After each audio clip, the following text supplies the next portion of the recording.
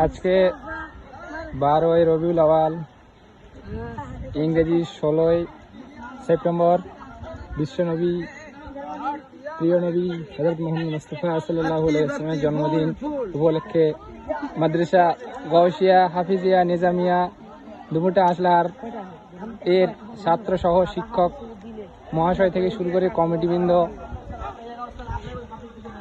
সবাই মিলে জুলুসের র্যালি বের করা হয়েছে।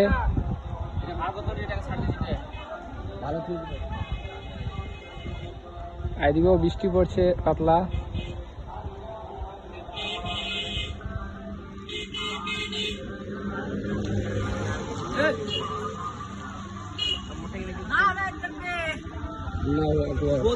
ঠিক আছে ঠিক আছে